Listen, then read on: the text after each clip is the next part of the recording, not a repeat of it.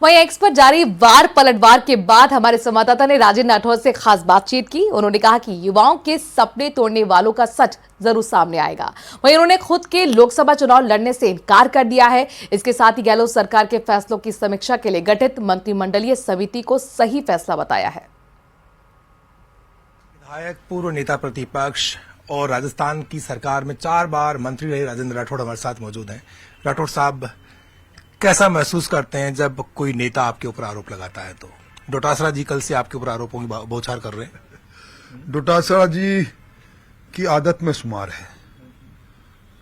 आरोप जो उन्होंने लगाए सोशल मीडिया पर वो बातें चलती रही, पर मेरी व्यक्तिगत मान्यता है कि व्यक्तिगत आरोपों से प्रमाण हो तो जो मंच मिला है उसमें नोटिस देकर उनको विधानसभा में बोलना चाहिए। प्रमाण नहीं है तो जिम्मेवार पद पर बैठे उनको नहीं बोलना चाहिए। खैर, उनकी मर्जी, मुझे इस विवाद को आगे नहीं बढ़ाना। आपने कहा सच सामने आएगा, बस थोड़ा सा धैर्य रखिए। कब तक धैर्य रखना पड़ेगा और सच क्या है जो आप बताना चाहते हैं? देखिए, हरेक चीज को मीडिया में बताऊं ये जरूरी नहीं। कुछ बातें ऐसी है जो वक्त के साथ अपने आप सामने आती है। राजस्थान की सरकार ने गहलोत सरकार के आखिरी 6 महीने के कार्यकाल की जांच कराने का फैसला किया है। 4 सदस्यीय मंत्रिमंडल समिति बना दी गई है। आपको लगता क्या है, किस तरह की अनियमितताएं और गलतियां हुई होंगी जिसकी वजह से सरकार को मंत्रिमंडल की कमेटी बनानी पड़ी है? देखिए, मैं सरकार का अधिकृत प्रवक्ता नहीं हूं। अच्छा रहता कि आप सरकार के अधिकृत प्रवक्ता या जो इस कमेटी के संयोजक बने हैं चिकित्सा स्वास्थ्य मंत्री गजेंद्र सिंह जी से खींवसर से बात करते। पर मैं ये कह सकता हूं कि सरकारी धन पर चुनाव की वेतरणी पार करने के लिए अंधाधुन बिना बीएसआर के रेट के और बिना निविदाओं के और जिस प्रकार चहेती कंपनी को उपकृत किया गया है, ये उदाहरण अपने आप में एक है। सरकारी धन पर बिना बजट के कई योजना को यकायक लाकर और उन पर पैसा खर्च कर देना, ये फाइनेंस रूल के खिलाफ है। आज राजस्थान की जो अर्थव्यवस्था जिस गंभीर मोड़ पर आकर खड़ी हुई, इसमें अगर कोई जिम्मेवार है तो पूर्ववर्ती सरकार। केंद्र का अंतरिम बजट आ गया कल, किस तरह से देखते हैं? आपको लगता है इसमें विकास की तस्वीर छुपी हुई और क्या भारत 2047 तक विकसित राष्ट्र बन जाएगा? निश्चित तौर पर शानदार, जानदार, भूतो न भविष्यते, इस प्रकार का बजट मैंने देखा है। सर्वस्पर्शी बजट, हर वर्ग का ध्यान रखते हुए और विशेष तौर पर हिंदुस्तान बदलते हुए हिंदुस्तान में इंफ्रास्ट्रक्चर पर आधारभूत संरचनाओं में 11% से ज्यादा की वृद्धि और 1 साल में 11 लाख करोड़ का निवेश, ये सिद्ध करता है कि हिंदुस्तान बदल रहा है। 1 करोड़ लोगों को, गरीब आदमियों को कितनी बड़ी राहत कि बिजली का बिल भरना नहीं पड़ेगा। 3 करोड़ महिलाओं को लखपति दीदी, एक के बाद एक योजनाएं। मैं समझता हूं कि हिंदुस्तान में इनोवेशन के नाम पर, आर्टिफिशियल इंटेलिजेंस के नाम पर 1 लाख करोड़ का प्रावधान ये सिद्ध कर रहा है कि हिंदुस्तान अब सशक्त हिंदुस्तान की ओर आगे बढ़ गया है। 2047 के अंदर जब आजादी के 100 वर्ष पूरे करेंगे तो हिंदुस्तान दुनिया का सिरमौर होगा। मोदी जी का कुशल नेतृत्व, मोदी जी ने जो कमाल कर दिखाया है, उस पर हिंदुस्तान के बाहर के लोग भी ये कहने लगे हैं कि मोदी है तो मुमकिन है।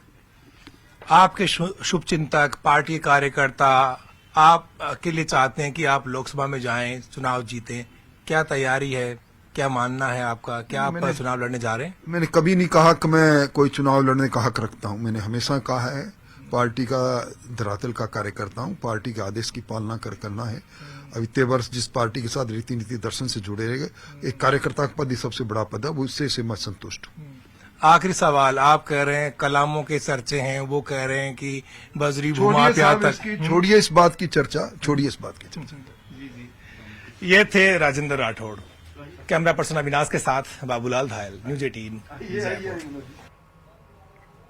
चलिए खबरों में आगे बढ़ते हैं। सीकर जिले के डोर थाना क्षेत्र के सिहुट बड़ी गांव में 4 दिन पहले हुई डिलीवरी बॉय की हत्या का मामला तूल पकड़ता जा रहा है। आरोपी की गिरफ्तारी सहित विभिन्न मांगों पर अड़े परिजनों ने अभी तक शव तक नहीं उठाया है। परिजनों का धरना थाने के बाहर चल रहा है। बड़ी संख्या में समाज के लोग, सर्व समाज के लोग भी वहां पर पहुंच रहे हैं और आंदोलन की चेतावनी दे रहे हैं। परिजनों का कहना है कि जब तक पुलिस हत्यारों को गिरफ्तार नहीं करेगी तब तक शव का पोस्टमार्टम नहीं कराया जाएगा। सोमवार रात को युवक के सिर में वार कर हत्या कर दी गई थी। मृतक युवक रामधन सीकर में डिलीवरी बॉय का काम करता था। रात को अपने खेत का गेट बंद करने गया था और इसी दौरान सिर में वार कर अज्ञात लोगों ने उसकी हत्या कर दी। उसके बाद से परिजन और ग्रामीणों में जबरदस्त गुस्सा है। परिजनों का साफ तौर पर कहना है कि अगर अब भी गिरफ्तारी नहीं हुई तो फिर सीकर बंद कर दिया जाएगा। रामधन के परिजनों को 2000 से ज्यादा लोग यहाँ पर होंगे और युवकों को गिरफ्तार करो। रामधन के परिजनों को बीकानेर के खाजूवाला में पर्ची सट्टे का कारोबार धड़ल्ले से चल रहा है। जगह जगह गुट बनाकर खुलेआम रुपए लेकर नंबर लिखे जा रहे हैं, जिसके जाल में सबसे ज्यादा युवा फंस रहे हैं। कई बार शिकायत के बाद भी कोई ठोस कार्रवाई नहीं हो रही है। सब्जी मंडी, मोबाइल मार्केट में धड़ल्ले से पर्ची सट्टे का कारोबार हो रहा है। पर्ची सट्टे के कारोबार का वीडियो पुलिस की सक्रियता पर सवाल उठा रहा है।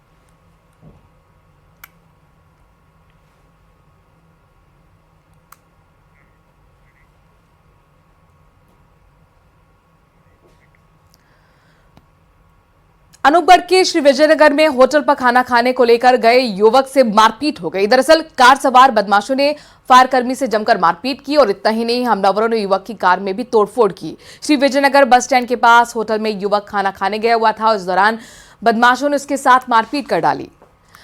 पीड़ित की रिपोर्ट पर पुलिस अब हमलावरों की तलाश कर रही है।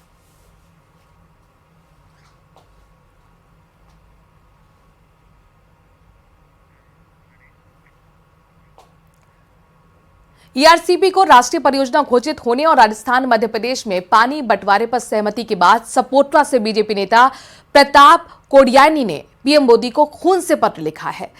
पत्र में पीएम मोदी का आभार जताया गया है। प्रताप कोडियाई ने कहा है कि इन 13 जिलों में पानी की मांग को पूरा करने के लिए ईआरसीपी बड़ी महत्वपूर्ण साबित होगी। पत्र में लिखा गया है कि सवाई माधोपुर विधायक डॉक्टर किरोड़ी लाल मीणा के 40 साल के संघर्ष में 13 जिलों में चंबल का पानी लाने का सपना था, जो अब जाकर पूरा हो रहा है।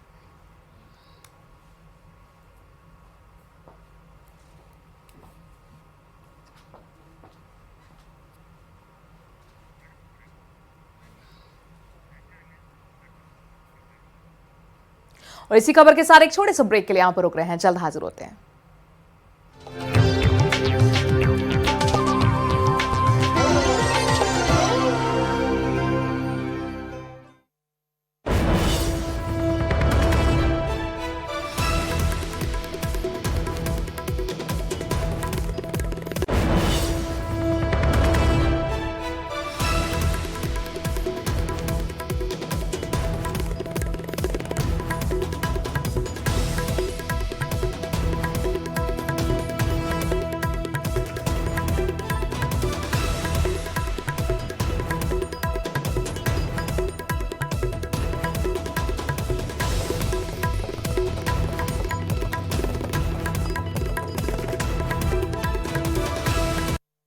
बजट पर